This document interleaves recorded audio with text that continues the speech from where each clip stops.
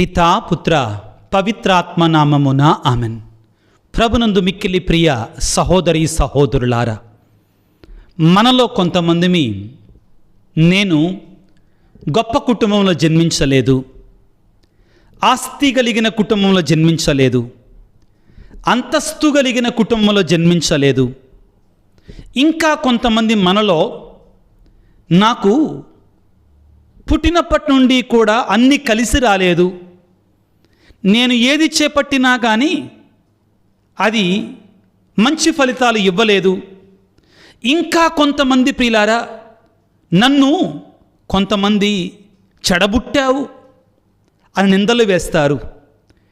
ఇంకా దారుణమైన పరిస్థితులు ఏంటంటే, నువ్వు పుట్టిన తర్వాత మా ఇంట్లో అన్నీ కీడులే, నువ్వు ఒక శాపం మా ఇంటిలో అని కొన్ని చోట్ల కొంతమంది జీవితాలలో దారుణమైనటువంటి గతం ప్రియులారా,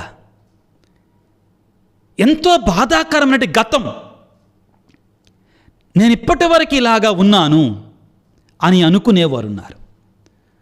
ఇంకా చాలా ఎక్కువ మంది ఏంటంటే, నేను సాధించగలనా, నేను ఓడిపోతానేమో, నా వలన కాదేమో, ఎలా దీనికి పరిష్కారం అని అనుకుంటుంటాం ప్రియులారా. అటువంటి మనకి దేవుడు ఈ రోజున ఇచ్చే సందేశం ఏమిటి అంటే, ప్రియులారా, నీ పాడైపోయిన గతాన్ని కూడా ఒక అద్భుతమైన భవిష్యత్తుగా మార్చే దేవుడు నీ దేవుడు. నీ పాడైపోయిన గతాన్ని కూడా ఒక అద్భుతంగా మార్చగలిగినటువంటి దేవుడు నువ్వు నమ్మిన దేవుడు ప్రియులారా. బైబిల్లో ఈ రోజున నేను మీకు ఒక వ్యక్తిని చూపిస్తాను. ఆ వ్యక్తి గురించి బైబిల్లో 2 వచనాలలో రాయబడింది. జస్ట్ 2 వర్సెస్, 2 వచనాలలో రాయబడింది. అతనిని కూడా తన తల్లి ఇతను చెడబుట్టాడు, దురదృష్టవంతుడు, దుష్టజాతకుడు అని అనుకుంది. కానీ ప్రియులరా, ఈ వ్యక్తి తన యొక్క బాధతో కూడినటువంటి ఆ యొక్క పాత జీవితాన్ని, వేదనతో నిండినటువంటి గతాన్ని ఒక మహా అద్భుతంగా మార్చుకున్నాడు, ఒక ఆశీర్వాదంగా మార్చుకున్నాడు, ఒక దీవెనగా మార్చాడు. ఎలా సాధ్యమైంది ఇది? వాక్యాన్ని చదువుకుందాం ప్రియులారా. రాజుల దినచర్యల మొదటి గ్రంథము, దినవృత్తాంతం అని కూడా ఉంటుందండి. రాజుల దినవృత్తాంతం మొదటి గ్రంథము, దినచర్యల మొదటి గ్రంథము 4వ అధ్యాయము 9-10 వచనాలు. 2 వచనాలు ప్రియులారా అతని గురించి రాయబడింది. కానీ అద్భుతం, మహా గొప్ప అద్భుతం జరుగుద్ది. ఒక బాధాకరమైనటువంటి గతము నుండి ఒక ఆశీర్వాదకరమైనటువంటి భవిష్యత్తులోకి వెళ్ళాడు. ఎలా జరిగింది అది? వాక్యాన్ని చదువుకుందాం. రాజుల దినచర్యలు మొదటి గ్రంథము 4వ అధ్యాయము 9వ వచనం. దినవృత్తాంతం మొదటి గ్రంథము 4వ అధ్యాయము 9వ వచనం. యబ్బేజు అతని సోదరులందరిలో కూడా సుప్రసిద్ధుడు. పేరేంటంటే యబ్బేజు. కొన్ని చోట్ల యాబేజు అని కూడా రాయబడింది. ట్రాన్స్లేషన్ మాత్రమే తేడా, అందులో ఏం లేదు.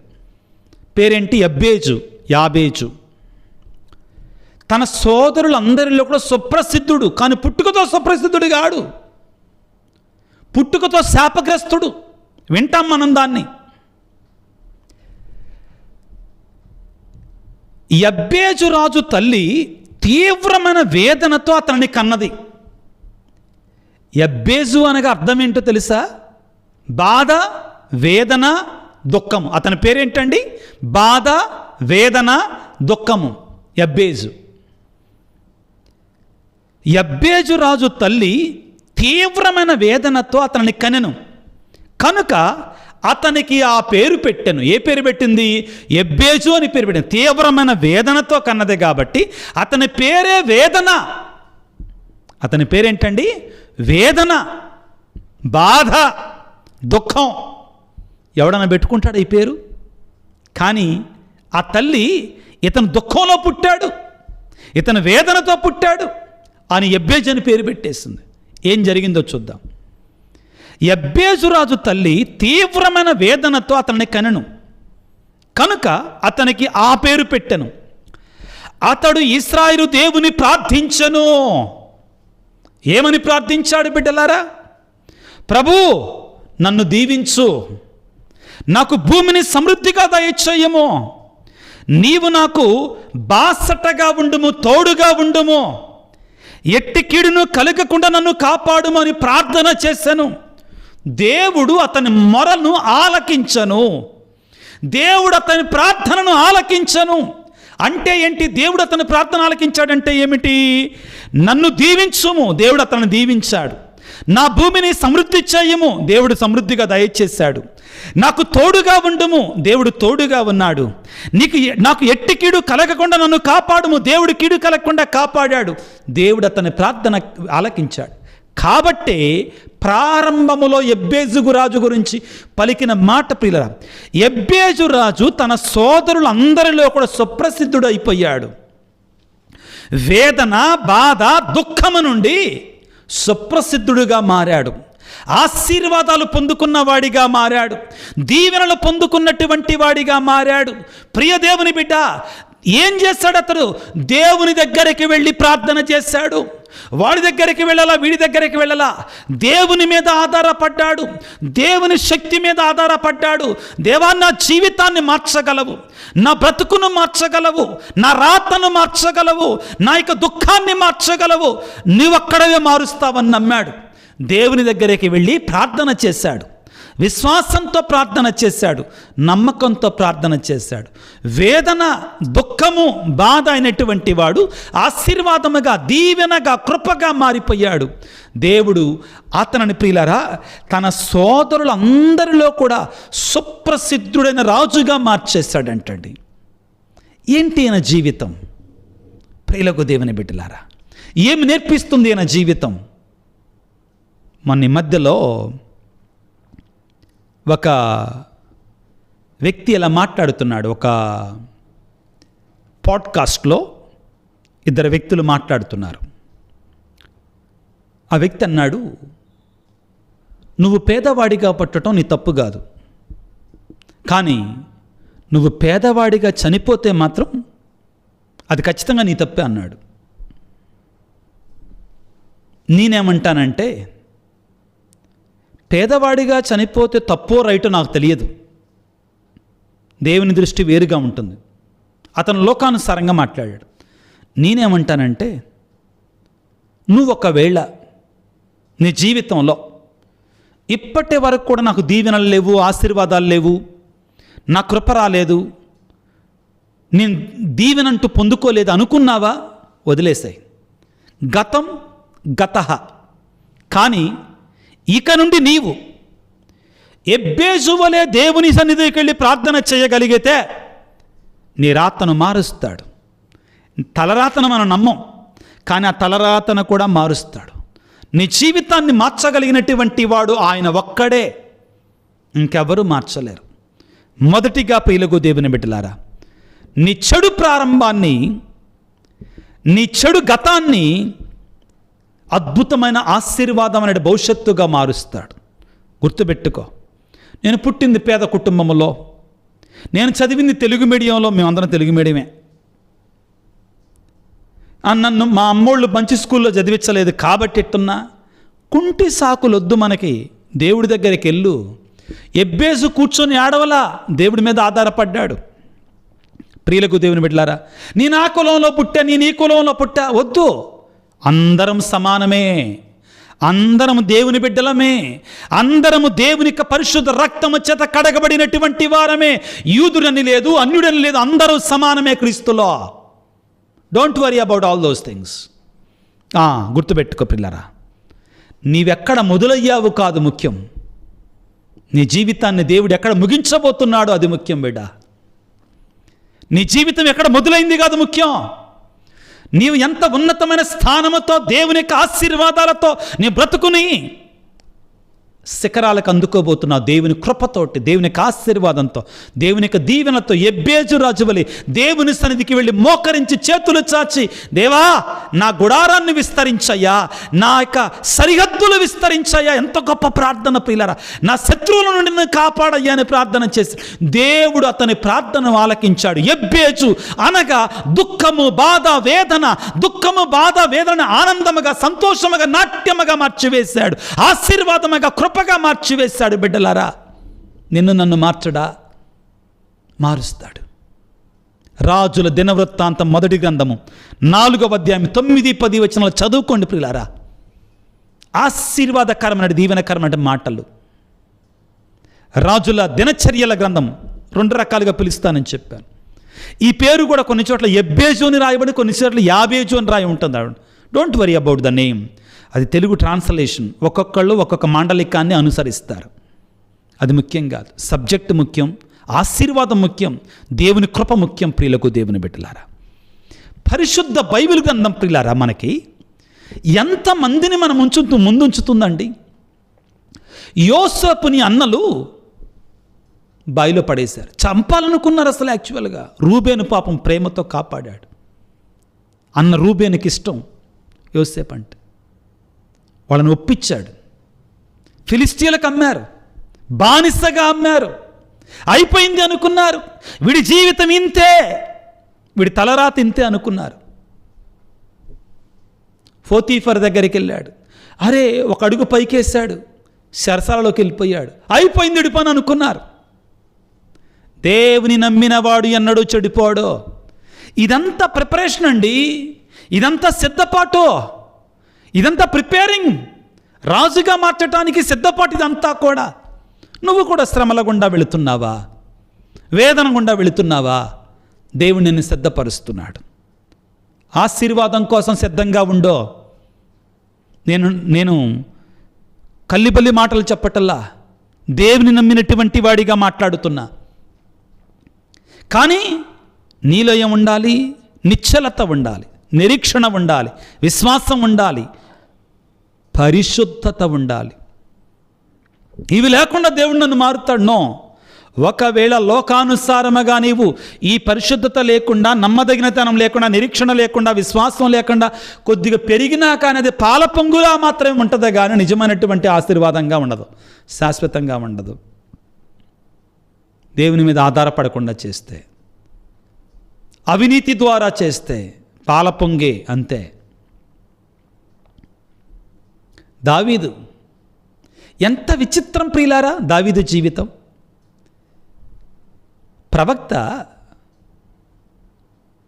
ఈషాయి ఇంటికి వచ్చాడు, కొడుకులందరినీ పిలిచాడు. దావీదుని పిలవలా పాపం. దావీదును పొలంలోనే ఉంచాడండి.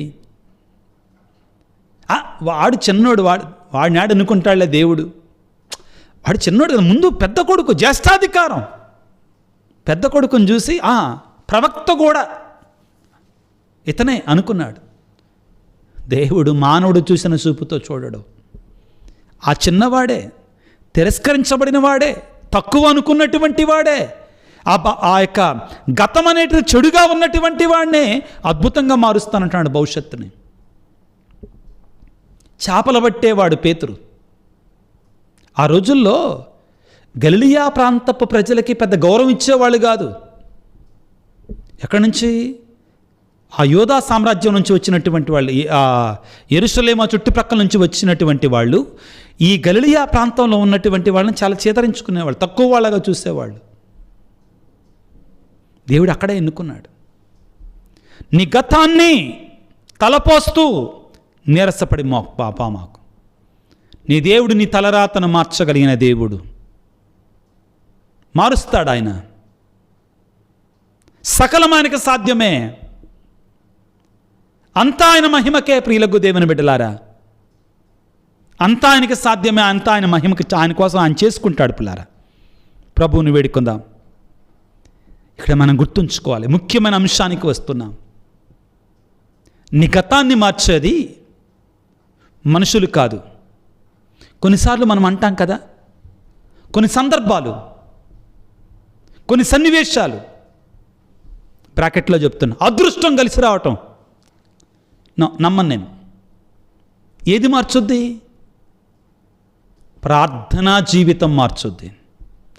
ఎబ్బేజు యొక్క జీవితాన్ని మార్చింది ప్రార్థనే.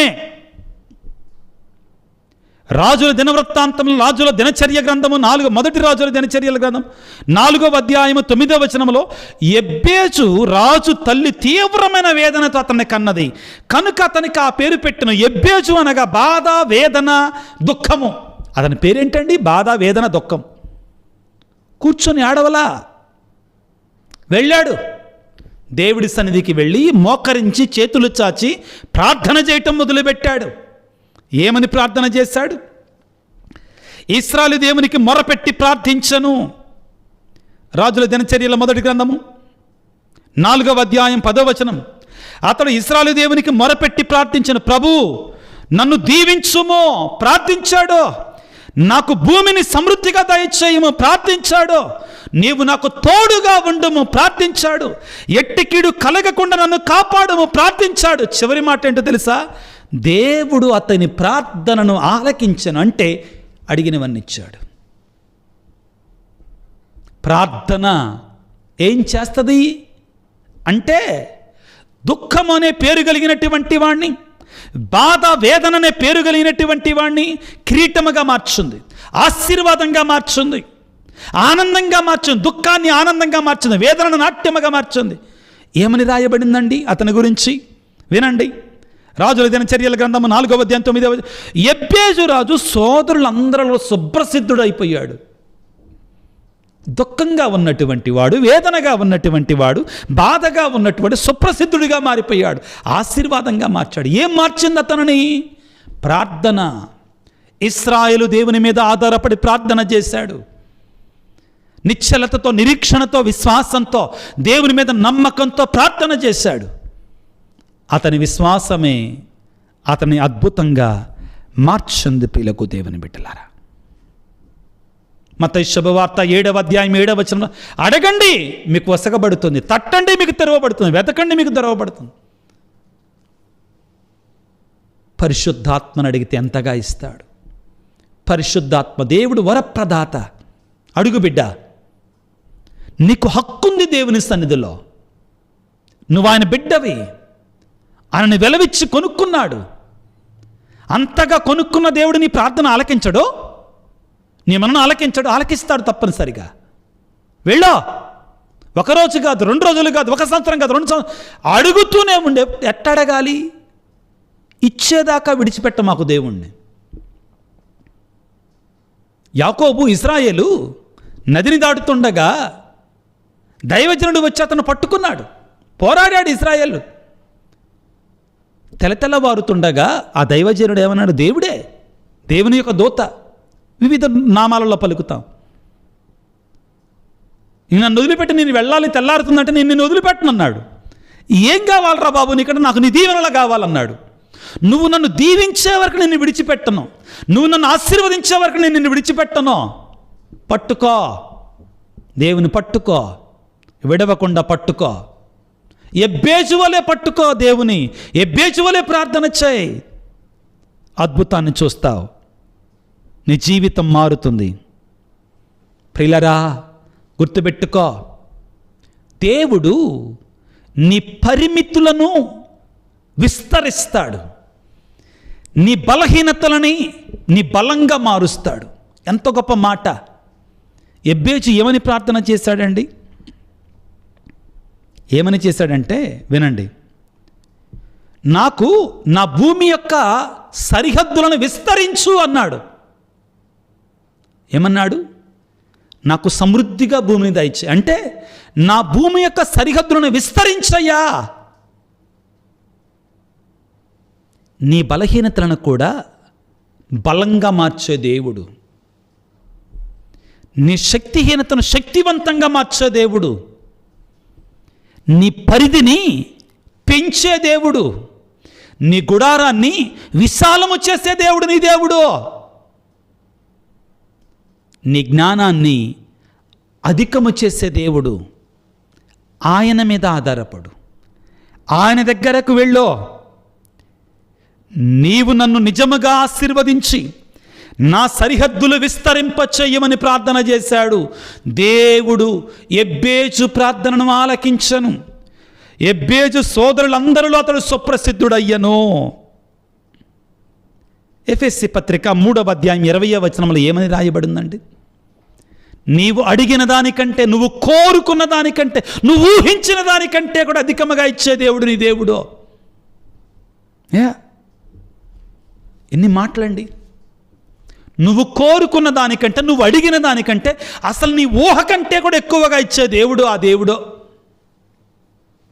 అవును, చదవండి. నేను నా మాటలుగా చెప్పట్లా, అంతా దేవుని యొక్క వాక్యమే. ఎఫెసీ పత్రిక 3వ అధ్యాయము 20వ వచనాన్ని చదువుకుందాం పిల్లరా. పౌలు గారు అంటారు, చాలా స్పష్టంగా, చాలా బలంగా అంటాడు పిల్లకు. దేవుని ఏమంటున్నాడండి?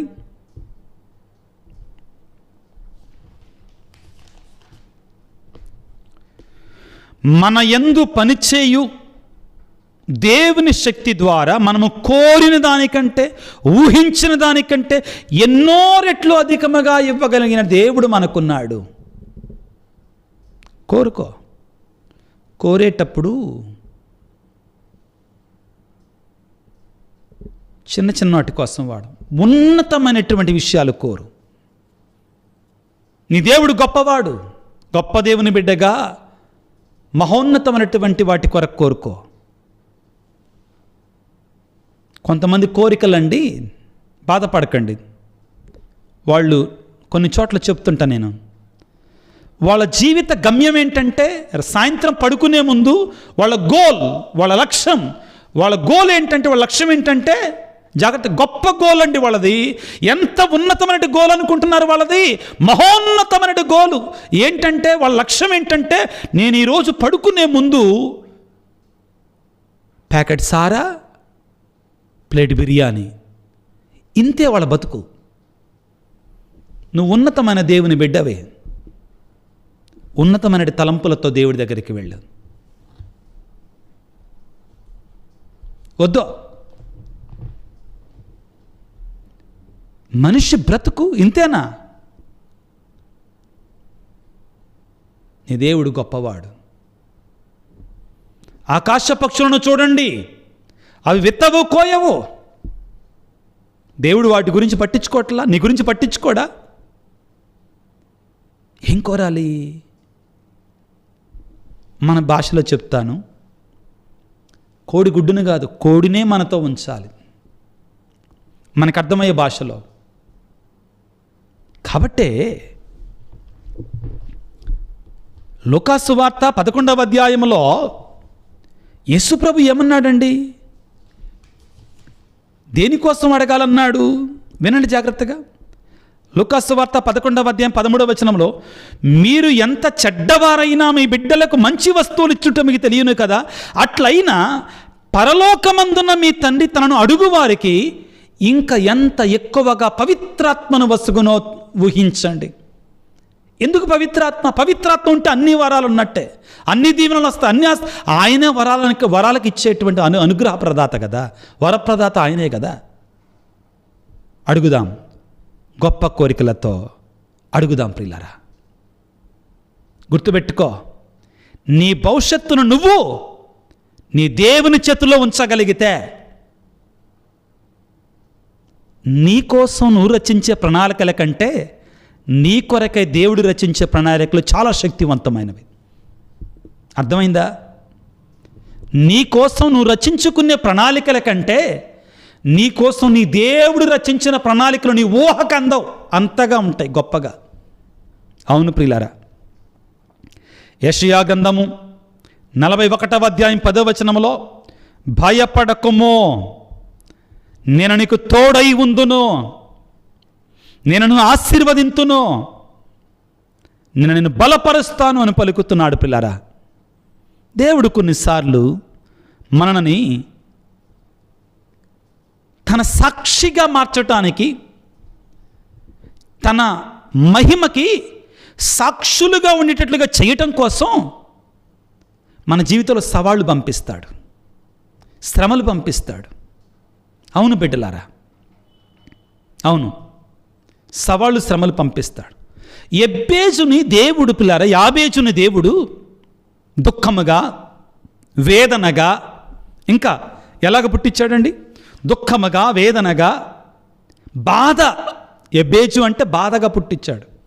కానీ యబ్బేజుని ఎంతగా దీవించాడు అంటే తన సహోదరులందరిలో, తన కాలము వారందరిలో కూడా ఆయన ఎటువంటి వాడు అంటాండి? శ్రేష్ఠుడు అంటండి. ఏమని రాయబడింది అతని గురించి? సుప్రసిద్ధుడుగా మారిపోయాడు అంటండి. అక్కడ రాయబడిన వాక్యం రాజుల దినచర్యల గ్రంథము, మొదటి రాజుల దినచర్యల గ్రంథము 4వ అధ్యాయం 9వ వచనము ఏమనుందండి? సుప్రసిద్ధుడిగా మారిపోయాడు. కానీ తన తల్లి తాను పుట్టినప్పుడు అతను ఏమనుకుంది? వేదన, దుఃఖము, బాధ అనుకుంది. కానీ దేవుడు ఆ దుఃఖాన్నే, ఆ ఆవేదననే, ఆ బాధనే గొప్ప అద్భుతంగా మార్చాడు తన మహిమ కొరకై. ప్రియ దేవుని బిడ్డ, నీవు కూడా దేవునికి సాక్షిగా మారడానికి, దేవుని మహిమ ప్రదర్శితమగుటకై దేవుడు నిన్ను కూడా దీవిస్తాడు, ఆశీర్వదిస్తాడు. నేను చేయవలసిందల్లా ఏమిటి అంటే, యబ్బేజు వలె దేవుని దగ్గరికి వెళ్ళి మోకరించి చేతులు చాచి ప్రార్థించగలిగితే బాధతో నిండినటువంటి నీ గతాన్ని, వేదనతో నిండిన నీ గతాన్ని, ఆవేదనతో నిండిన నీ గతాన్ని ఆశీర్వాదముగా, కృపగా, దీవెనగా, నువ్వు ఊహించని రీతిగా అద్భుతముగా మార్చబోతున్నాడు దేవుడు. రాజుల దినచర్యల గ్రంథము మొదటి గ్రంథము, రాజుల దినచర్యల మొదటి గ్రంథము 4వ అధ్యాయం 9-10 వచనాల నుంచి యబ్బేజు జీవితం నుండి మనకు నేర్పించేది అదే. వేదన, దుఃఖము, బాధ అంటే యబ్బేజు. వేదన, దుఃఖము, బాధ అంటే యబ్బేజుని తన కాలపు వారందరిలో కూడా సుప్రసిద్ధుడిగా మార్చాడు. ఏం మార్చింది అతనని? ప్రార్థన. దేవుడి దగ్గరికి వెళ్ళి అడిగాడు, అయ్యా నా సరిహద్దులను విస్తరించయ్యా, నువ్వు నాకు తోడుగా ఉండయ్యా, నాకు ఎటువంటి కిడి రాకుండా కాపాడయ్యా, నన్ను దీవించయ్యా అన్నాడు. దేవుడు అతని ప్రార్థనను ఆలకించను. రాజుల దినచర్యల గ్రంథము, మొదటి రాజుల దినచర్యల గ్రంథం 4వ అధ్యాయం 10వ వచనం. ప్రియులారా, తలలు వంచి ప్రార్థన చేసుకుందాం. సర్వశక్తిమంతుడా, సర్వోన్నతుడా, యేసురాజా, ప్రేమమయుడా, నీకు స్తోత్రాలు. ఈనాడు మీరు మాకు ఎంతో ఆశీర్వాదకరమైన, ప్రోత్సాహకరమైన, దీవెనకరమైన వాక్యాన్ని ఇచ్చారు. మీకు వేలాది వందనాలు, స్తుతులు, స్తోత్రాలు. మాతో సూటిగా మాట్లాడావయ్యా నువ్వు, నీకు స్తోత్రాలు. మా బాధాకరమైన గతము కాదు ముఖ్యం, నీవు మమ్మ ఆశీర్వాదకరమైనటువంటి భవిష్యత్తులోనికి నడిపించబోతున్నావు, మీకు స్తోత్రాలు. మేము చెయ్యవలసిందల్లా నీ సన్నిధికి వచ్చి నీ సన్నిధిలో విశ్వాసముతో యబ్బేజు వలె ప్రార్థన చేయమంటున్నావు తండ్రి, నీకు స్తోత్రాలు, వందనాలు. ఓ యేసు రాజా, ఈనాడు నీ సన్నిధిలో ఉన్నట్టు బిడ్డలందరినీ దీవించు. ముఖ్యంగా ఎవరైతే నా బతుకింతే, నా జీవితం ఇంతే, నా ముందుకు మారలేను, ముందుకు వెళ్ళలేను, నేను నీరసపడిపోయానని బాధలో ఉన్నానని నిరుత్సాహంతో, వేదనతో, బాధలతో ఉన్నారు, ప్రోత్సహించండి, తట్టి లేపండి, నీ దీవెనలతో నింపండి, అద్భుతముగా మార్చండి, ఆశీర్వాదముగా మార్చండి. యబ్బేజును దీవించినట్లుగా నీ బిడ్డలను కూడా దీవించండి నా తండ్రి, ఆశీర్వదించండి ప్రభుగా. అనారోగ్యముతో బాధపడుతున్న బిడ్డలను ప్రభు ఈ క్షణంలోనే నీ గాయపడిన హస్తముతో తాకి, నీ పరిశుద్ధ రక్తముతో ప్రోక్షించి శుద్ధి చేసి స్వస్థపరచండి. ప్రతి రోగిని లేపండి ప్రభుగా, నీ మహిమను చూపించండి, నీ సాక్షులుగా నిలబెట్టుకోండి తండ్రి. అనారోగ్యంతో బాధపడుతున్న ప్రతి బిడ్డ కొరకే ప్రార్థిస్తున్నాము తండ్రి. కుటుంబాలలో శాంతిని, సమాధానాన్ని ఇవ్వండి. భార్యాభర్తల మధ్యలో సఖ్యతనండి, పిల్లలు తల్లిదండ్రుల మధ్యలో సఖ్యతనివ్వండి ప్రభువ. ప్రేమ బంధాన్ని బలపరచండి. సాతానుడనేటువంటి వాడు కుటుంబాలను గలిబిలి చేస్తున్నాడయ్యా, సాతానుడికి అవకాశం ఇవ్వమాకండి తండ్రి. ఎంతోమంది బిడ్డలు ప్రభువా ఈ రోజున వివిధ ఉద్దేశాలతో, తలంపులతో నా జీవితం ఇలాగానే ఉండబోతుందా, నా బ్రతికింగ్ ఇంతేనా, నా జీవితంలో మార్పు రాదా, నా జీవితం ఆశీర్వాదకరంగా మారదా అంటున్నారు ప్రభువా. విశ్వాసంతో కలిసి ప్రార్థిస్తున్న ప్రతి బిడ్డ జీవితాన్ని యబ్బేజు జీవితంలాగా సుప్రసిద్ధమైనటువంటి వాడిగా మార్చినట్లుగా మార్చండి. దీవెనకరముగా, ఆశీర్వాదకరముగా సరిహద్దులను విస్తరించండి, దీవించండి, ఆశీర్వదించండి నాయన. అడిగిన దానికంటే, ఊహించిన దానికంటే ఎక్కువగా దయచేసే దేవుడు ప్రభువా మీరు. ప్రతి బిడ్డను, ప్రతి తలంపును, ప్రతి ఉద్దేశాన్ని, ఈ వాక్య పరిచయలో పాల్గొంటుండగా, ఈ ప్రార్థన జరుగుతుండగా ఎవరైతే బిడ్డలు ఈ ప్రార్థనలో ఏకీభవించి వారి తలంపుల గురించి ప్రార్థిస్తున్నారు, వాటన్నిటిని పరిశుద్ధపరచండి, దీవించండి, ఆశీర్వదించండి, నెరవేర్చండి తండ్రి. ప్రత్యేకంగా ప్రభువా ఎవరైతే వారి ఉద్దేశాలను ప్రభు మెసేజ్ రూపంలో ఉంచుతున్నారో వారిని కూడా దీవించండి. ఈ పరిచర్య కొరకై వివిధ రూపాలలో సహాయం చేస్తున్న వారందరినీ కూడా 30 నిరంతరంగా దీవించండి తండ్రి. మరొక్కసారి ప్రభువా నీ బిడ్డలందరినీ కూడా దీవించి ఎబ్బేజును ఆశీర్వాదకరంగా మార్చినట్లుగా నీ బిడ్డలను కూడా దీవించమని మనాదురైన యేసయ్య పరిశుద్ధ నామమున వేడుకొనుచున్నాము తండ్రి. ఆమెన్. ప్రభువు మీతో ఉందురుగాక, మీ ఆత్మతో ఉందురుగాక. సర్వశక్తి గల సర్వేశ్వరుడు పిత, పుత్ర, పవిత్రాత్మ మిమ్ము మీ కుటుంబాలను చల్లగా దీవించి ఆశీర్వదించి కాపాడుదురుగాక. God bless you. దేవుడు మిమ్ము ఎబ్బేజును దీవించినట్లుగా దీవించుదురుగాక. ఆమెన్.